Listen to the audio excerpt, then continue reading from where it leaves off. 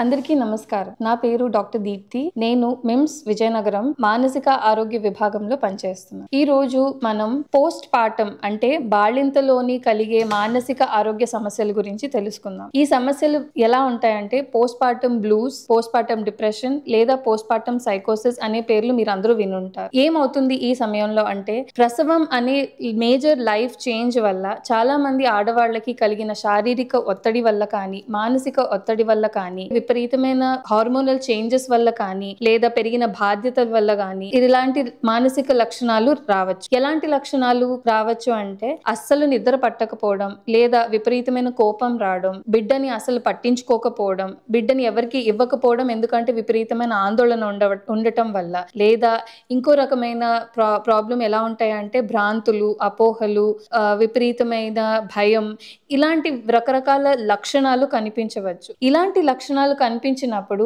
అలాంటి ఆ మదర్స్ ని సైకియాట్రిస్ట్ అంటే మానసిక నిపుణులు దగ్గరికి తీసుకువెళ్ళి కావాల్సిన అత్యవసరమైన ట్రీట్మెంట్ ఇప్పిస్తే ఈ ప్రాబ్లమ్స్ తగ్గుతాయి. ఒకవేళ ఈ ప్రాబ్లమ్స్ తగ్గడానికి ట్రీట్మెంట్ తీసుకోలేనప్పుడు కొందరికి దాని మటుకు అదే ఒక ఫ్యామిలీ సపోర్ట్ తో కానీ ఎక్స్ట్రా సపోర్ట్ తో కానీ క్రమేణంగా తగ్గొచ్చు. కానీ తగ్గని పక్షంలోని కొందరికి ఈ ప్రాబ్లమ్స్ విపరీతంగా పెరుగుతూ ఉండగా వాళ్ళకి ఈ ప్రాబ్లమ్స్ తగ్గనప్పుడు మదర్ తనకి తాను కానీ బిడ్డకి కానీ హాని కలిగించే పరిస్థితులు కూడా వస్తాయి. అలాంటప్పుడు విపరీతమైన ప్రాబ్లం ఉన్నటప్పుడు సైకియాట్రిస్ట్ దగ్గర ట్రీట్మెంట్ ఇప్పించడం అత్యవసరం. ఈ పోస్ట్ పార్టం డిసార్డర్స్ అన్నవి ఫస్ట్ ఐడెంటిఫై చేయగలిగిన వాళ్ళు గైనకాలజిస్టులు, ప్రసవం చేసిన ఆబ్స్టెట్రిషియన్స్.